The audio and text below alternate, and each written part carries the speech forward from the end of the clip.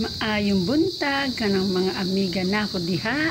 Ang karon adlaw tayo sa aking bukirin. Magtan-aw tayo sa aking mga tanom na mga utan. Ayan ang mga aking mga bulak. Papakaayo ang aking mga bulak guys. Naa tayo karon sa kalibunan. Ayan, daghan kaayo guys Kaway ang aking kalamunggay. Ayan, fresh na fresh ka ang aking kalamunggay guys. Yung mga turmeric na ako diha, na ako'y okra. Lami kaayo kapag ito'y nagbunga na. Ayan guys, na ako'y okra, kanang tanglad, kamating kahoy, balanghoy. Ayan, daghan kaayo guys, kanang gulayo na ako, kanang udlot sa balanghoy.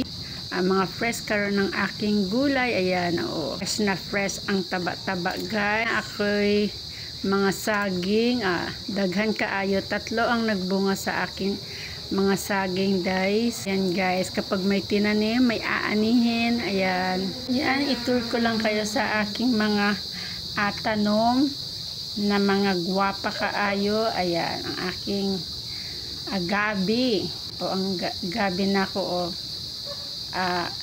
an kaayo guys, lami ka ng yan man.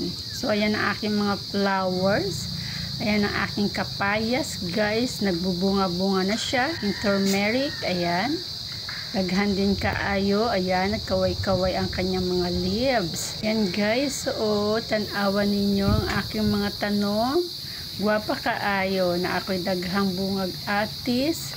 Ayan, kalami kaayo yan guys, kanang hinog ba? Ay kaayo, ayan daghan, pero kuha sa kanya ng hinog, ganyan dito. Kasi malapit lang sa kalsada. Guys, ito malapit ng mahinog, ihawak-hawakan na ako, dili pa pwede. Mga 2 days pa yung flowers guys. Ayan, I hope nag-enjoy po kayo sa aking munting garden. Ayan, I hope. Don't forget to like and share. Magandang buhay!